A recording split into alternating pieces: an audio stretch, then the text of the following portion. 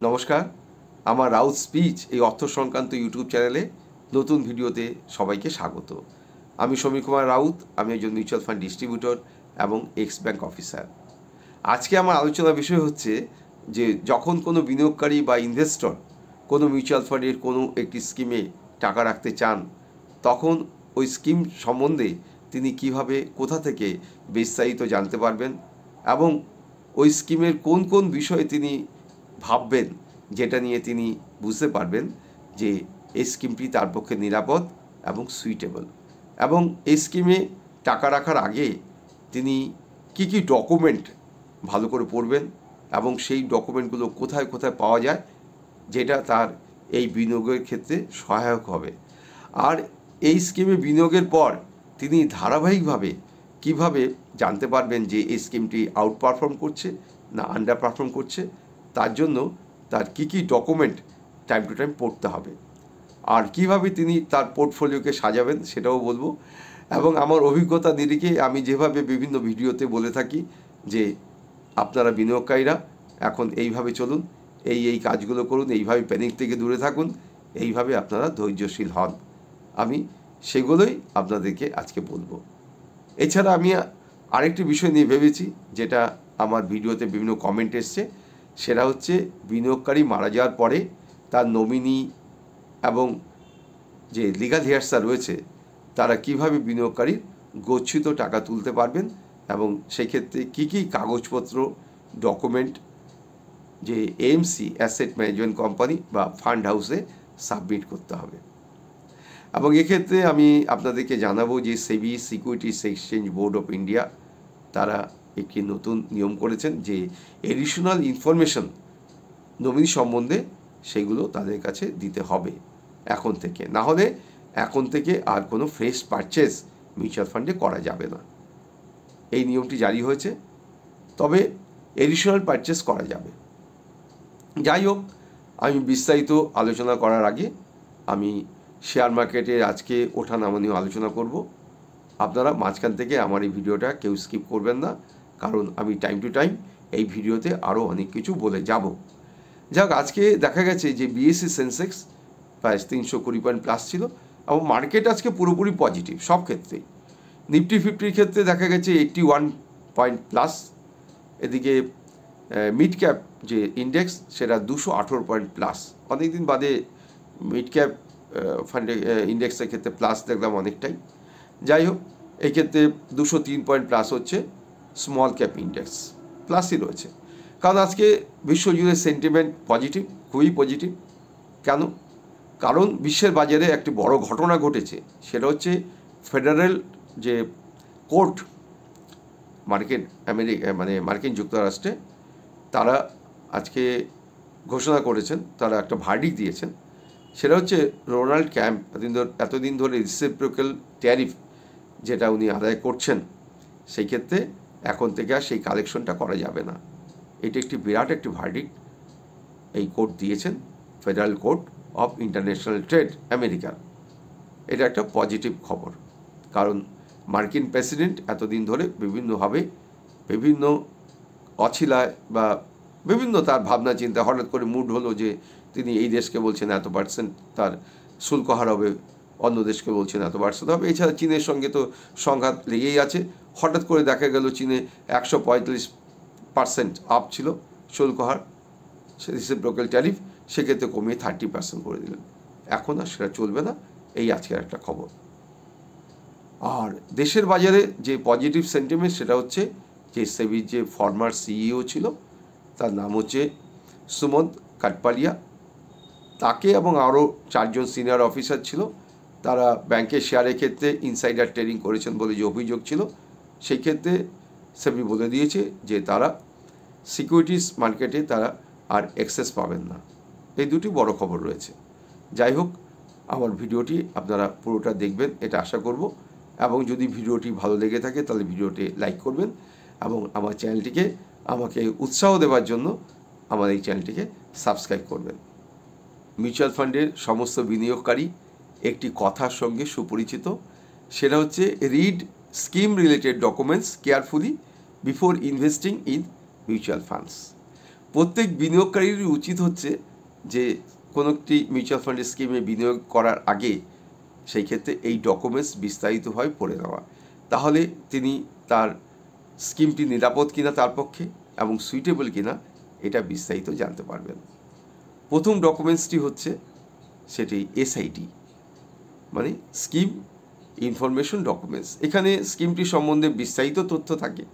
প্রথমত হচ্ছে risk involve, কী কী risk এখানে আছে এবং রিস্ক অ্যাপেটাইট, আপনার কতদিনে রাখলে আপনার রিস্ক অ্যাপেটাইট হবে, এগুলো বিস্তারিত আলোচনা করা আছে। স্ট্যান্ডার্ড ডেভিয়েশন, আলফা, এগুলো বিভিন্ন আলোচনাগুলো করা আছে। রিটার্ন সম্পর্কিত, রিস্ক সম্পর্কিত সবই তো পাবেন এখানে। নেক্সট হচ্ছে অ্যাসেট অ্যালোকেশন, মানে কোথায় কোথায় এই স্কিমটি অ্যাসেটটাকে রাখছে, আপনি যে টাকা বিনিয়োগ করবেন সেই টাকাটিকে লার্জ ক্যাপে কত পার্সেন্ট, মিড ক্যাপে কত পার্সেন্ট, স্মল ক্যাপে কত পার্সেন্ট, ডেট ফান্ডে কত পার্সেন্ট, এগুলো বিস্তারিতভাবে এখানে থাকে। স্ট্র্যাটেজি থাকে, কি স্ট্র্যাটেজি ম্যানেজমেন্ট নেবে যাতে আপনার কর্পাসটাকে তারা বাড়াবে, এরকমভাবে স্ট্র্যাটেজিগুলোকে তারা সাজায়। নেক্সট হচ্ছে ফান্ড ম্যানেজমেন্ট ডিটেলস থাকে, ম্যানেজমেন্টে কারা আছেন এবং কীভাবে ম্যানেজমেন্ট তারা বিভিন্ন জায়গায় বিনিয়োগ করবেন, এই স্ট্র্যাটেজিগুলো বিস্তারিতভাবে থাকে। এক্সপেন্স রেশিও থাকে। এক্সপেন্স রেশিও হচ্ছে যে রেভিনিউ এক্সপেন্সগুলো কী কী আছে, ডিস্ট্রিবিউশনের এক্সপেন্স আছে, তারপর অ্যাডভার্টাইজমেন্ট করার একটা খরচা আছে, তারপর হাউস রেন্ট আছে, এইগুলো থাকে, তারপরে এমপ্লয়িদের মাইনে দেওয়ার খরচা আছে। এই সমস্ত নিয়ে একটা হিসেব তারা আপনাদের কাছে দেবেন। এটা হচ্ছে বিস্তারিতভাবে আপনি এসআইডি বা স্কিম ইনফরমেশন ডকুমেন্টস থেকে জানতে পারবেন। তারপর আছে স্টেটমেন্ট অফ এডিশনাল ইনফরমেশন। এক্ষেত্রে ফান্ড হাউস সম্বন্ধে আপনি বিস্তারিত জানতে পারবেন, সেখানে ফান্ড ম্যানেজারদের সম্বন্ধে জানতে পারবেন। তাহলে এই দুটো ডকুমেন্ট বলে দিলাম। এর পরের ডকুমেন্টসটির নাম হচ্ছে কি ইনফরমেশন মেমোরেন্ডাম। এখানে এসআইডি বা স্কিম ইনফরমেশন ডকুমেন্টসে যে সকল তথ্য ছিল স্কিম সম্বন্ধে, সেগুলোই এখানে কনসাইজড ফর্মে পাবেন আপনি। এছাড়া পাবেন application form for applying to the scheme of the mutual funds, এগুলো স্কিমের মধ্যে পাবেন। কি ইনফরমেশন মেমোরেন্ডাম, অ্যাকচুয়ালি কি ইনফরমেশন মেমোরেন্ডামটা পড়লেই কিন্তু আপনার সবটাই জানা হয়ে যাবে, এবং এটা অবশ্যই মিউচুয়াল ফান্ডে বিনিয়োগ করার আগে এটা পড়বেন। এবার মিউচুয়াল ফান্ডে বিনিয়োগ করার পরে আপনি কি পাবেন তথ্য, সেটা হচ্ছে যাবতীয় তথ্য মিউচুয়াল ফান্ডসের ওই স্কিমটি ঠিকভাবে ফাংশন করছে কি না এবং কী অবস্থান তার, সেটা পাবেন ফ্যাক্ট শিট থেকে। FACT, ফ্যাক্ট, এই ফ্যাক্ট শিট থেকে এটা পাবেন। এই ফ্যাক্ট শিটের মধ্যে আপনি কী কী জানতে পারবেন, আপনি জানতে পারবেন বেঞ্চমার্ক, জানতে পারবেন বেঞ্চমার্কের সঙ্গে এই স্কিমটি কেমন ফাংশন করছে। মানে বেঞ্চমার্ক অর্থ হচ্ছে একটি নির্দিষ্ট একটি মান, যে মানে রাখা উচিত স্কিমটিকে, অর্থাৎ সেই স্কিমটি সেই অনুযায়ী ফাংশন করছে কি না। নেক্সট হচ্ছে আপনি ফান্ড ম্যানেজারদের নাম জানতে পারবেন, কত বছর ধরে তারা ওই ফান্ডে আছেন। নেক্সট হচ্ছে এই ফান্ডে বিনিয়োগ করতে গেলে মিনিমাম কত টাকা রাখা উচিত, ফান্ডটির আজকে ন্যাপ ভ্যালু কত আছে, AUM অ্যাসেট আন্ডার ম্যানেজমেন্ট কত আছে, বিস্তারিত এক্সপেন্স রেশিও মান্থ ওয়াইজ আপনি এখানে পাবেন, এবং কোথায় কোথায় আপনার টাকা বিনিয়োগ করা হচ্ছে এটা বিস্তারিত কিন্তু আপনি এখান থেকেই জানতে পারবেন। মানে কোন কোন শেয়ারে ডেট ফান্ডের কোথায় কোথায় ফান্ড ম্যানেজাররা বিনিয়োগ করছে তারা জানতে পারবেন। এবং তারপরে যখন পরবর্তী একটা ফ্যাক্টশিট পরের মাসে পাবেন, তখন আপনারা বুঝতে পারবেন যে এই ক্ষেত্রে রিডিম করা হয়েছে কি না, বিভিন্ন শেয়ারে নতুন নতুন শেয়ার এসছে কি না, ফলে ফ্যাক্টশিটটাই জানতে পারবেন। তার অর্থ হচ্ছে যে আপনার বিনিয়োগের পরে এই ফ্যাক্টশিটেই আপনাকে সমস্ত তথ্য দেবে এই স্কিমটি সম্বন্ধে। এটা আপনি কোথায় পাবেন, এটা আপনি মিউচুয়াল ফান্ডে বিনিয়োগ করেছেন সেই এমসির অ্যাসেট ম্যানেজমেন্ট কোম্পানি যে ওয়েবসাইট, সেখানে পাবেন, এমফির ওয়েবসাইটে পাবেন। এছাড়া আপনি যদি কোনো অ্যাপের মাধ্যমে বিনিয়োগ করে থাকেন, সেই অ্যাপও কিন্তু আপনাকে এই তথ্য জানাবে। এছাড়া ফ্যাক্টশিট থেকে পোর্টফোলিও টার্নওভার আপনারা জানতে পারবেন। এর অর্থ হচ্ছে যে একটি নির্দিষ্ট সময়ে আপনার স্কিমে ফান্ড ম্যানেজাররা বিভিন্ন শেয়ারে কতবার কেনাবেচা করেছেন এবং তার কোয়ান্টাম কত। এছাড়া আপনারা ফ্যাক্টশিট থেকে জানতে পারবেন আপনার স্কিমটি ওপেন এন্ডেড না ক্লোজ এন্ডেড। অতএব যে ডকুমেন্টসগুলো আমরা বললাম সেটা হচ্ছে যে বিনিয়োগকারী যখন কোনো স্কিমে বিনিয়োগ করবেন তার আগে হচ্ছে এসআইডি, যে স্কিম ইনফরমেশন ডকুমেন্টস, এটা পড়তে হবে। স্টেটমেন্ট অফ এডিশনাল ইনফরমেশন পড়তে হবে। এছাড়া কি ইনফরমেশন মেমোরেন্ডামটাও পড়তে হবে। এগুলো সমস্তই এএমসির যে ওয়েবসাইট আছে বা এমফির যে ওয়েবসাইট আছে সেখান থেকে পাওয়া যাবে। এবং স্কিমে টাকা রাখার পরে আপনাকে মান্থলি ফ্যাক্টশিটটা পড়তেই হবে, তাহলে বুঝতে পারবেন যে আপনার যে স্কিমটি তার ওঠানামাটা কেমন, এবং টাইম টু টাইম সেখানে ফান্ড ম্যানেজাররা চেঞ্জ হলো কি না, আর রেশিওগুলো বিভিন্নভাবে বুঝতে পারবেন। সেই ক্ষেত্রে এক্সপেন্স রেশিও তো রয়েছেই, এছাড়া বিভিন্ন যে রিস্ক ইনভলভ আছে সেইগুলো টাইম টু টাইম আপনারা অনুধাবন করতে পারবেন। এবার বলি, মিউচুয়াল ফান্ডের বিনিয়োগকারী মারা গেলে তার নমিনি বা যে ক্ষেত্রে নমিনি থাকবে না সেক্ষেত্রে লিগাল হেয়ার্সরা কীভাবে এএমসির কাছ থেকে বিনিয়োগকারী গচ্ছিত টাকা তুলতে পারবেন। প্রথমত বিনিয়োগকারী ডেথ সার্টিফিকেট জমা দিতে হবে। দ্বিতীয় হচ্ছে এএমসির কাছ থেকে আপনারা ট্রান্সমিশন রিকোয়েস্ট ফর্ম এটি সংগ্রহ করবেন। এই ফর্মে যে ফোলিও নাম্বার, মিউচুয়াল ফান্ড, সেইগুলো কত টাকা বিস্তারিত এগুলো এখানে লিখতে হবে। নেক্সট হচ্ছে যে নমিনি বা লিগাল ইয়ার্সের যে কেওয়াইসি সেটা জমা দিতে হবে, মানে আধার কার্ডের কপি বা প্যান কার্ডের কপি সেটা এখানে জমা দিতে হবে। এছাড়া ক্যান্সেল চেক জমা দিতে হবে লিগাল ইয়ার্স বা নমিনি। এইভাবে জমা দিলে তারা বিনিয়োগকারীদের গচ্ছিত টাকা তারা এএমসি থেকে তারা তুলতে পারবেন। যাই হোক, এবার আমি বিনিয়োগকারীদের উদ্দেশ্যে কিছু কথা বলবো। প্রথমত, মার্কেটে প্যানিক করবেন না।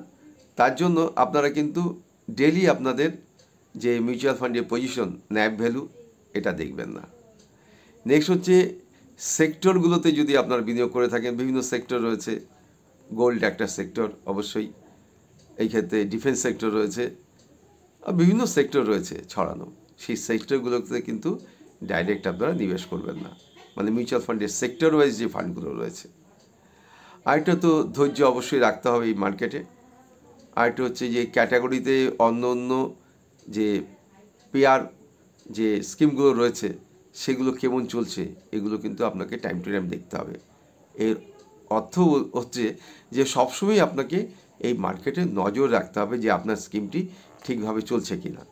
আর ধৈর্য অবশ্যই রাখতে হবে, এবং এই ক্ষেত্রে দীর্ঘকালীন সময় দেখবেন আপনার স্কিমটি ঠিক দাঁড়িয়ে যাবে। তবে কতগুলো বিষয় আপনাদের এখন নজর রাখতে হবে, যে রিস্ক অ্যাপেটাইট এটাকে ঠিকভাবে রাখতে গেলে নিজের, সেই ক্ষেত্রে আপনাকে স্মল ক্যাপে আপনারা বিনিয়োগ করতেই পারেন। কিন্তু যদি 1 থেকে 3 বছর বা 4 বছরের মধ্যে বিনিয়োগ করতে হয়, তাহলে আমি আবার আপনাদের বলছি যে ফ্ল্যাক্সি ক্যাপ বা মাল্টি ক্যাপ এইগুলোতে বিনিয়োগ করুন, ব্যালেন্স অ্যাডভান্টেজ ফান্ডে বিনিয়োগ করুন। সবসময় মনে রাখবেন যে এক্ষেত্রে প্যানিক রাখার কোনো কারণ নেই। মন্দার মার্কেটে হয়তো আপনার যখন বিনিয়োগ করলেন তখন টাকাটা অনেকটাই বেড়ে গেল যখন বাজার উঠতে শুরু করেছে, কিন্তু সেই মুহূর্তে আপনারা প্রফিট বুকিংটা করবেন না, টাকাটাকে আরও বাড়তে দিন। কিন্তু যখন টাকাটা অনেকটা বেড়ে গেল, টাকা যখন দেখবেন আবার হয়তো সেই ক্ষেত্রে মার্কেট নামছে, সেই মুহূর্তে কিন্তু আপনারা কিছুটা হলেও বিক্রি করে দিন, প্রফিট বুকিং করুন। তাতে আপনারা কিন্তু বিভিন্ন যে ট্যাক্সের সুবিধাগুলো আছে, লং টার্ম যে ট্যাক্সের সুবিধা রয়েছে, ক্যাপিটাল গেইন, সেই সুবিধাটা আপনারা পাবেন। কারণ একসাথে অনেকটা ফান্ডের যদি ভ্যালু বেড়ে যায় তখন বিক্রি করতে গেলে কিন্তু আপনাকে long term capital gain tax দিতে হবে। তাই এই বিষয়গুলো আজকে বলার ছিল। তা ভিডিওটি আর বাড়াবো না। এর পরের ভিডিওতে আমি আরও মিউচুয়াল ফান্ড সংক্রান্ত আরও বিভিন্ন বিষয় নিয়ে আলোচনা করব। আপনাদের আশা করি ভিডিওটি ভালো লেগেছে। যাই হোক, আমি একটু সর্দি জ্বরে আক্রান্ত হয়েছি, সেই কারণে আমি একটু রেস্ট নেব। যাই হোক, আপনারা ভালো থাকুন, সুস্থ থাকুন। আমি একটু সুস্থ হয়ে আপনাদের কাছে আমি পরবর্তী ভিডিও নিয়ে হাজির হচ্ছি। আপনারা ভালো থাকুন, সুস্থ থাকুন।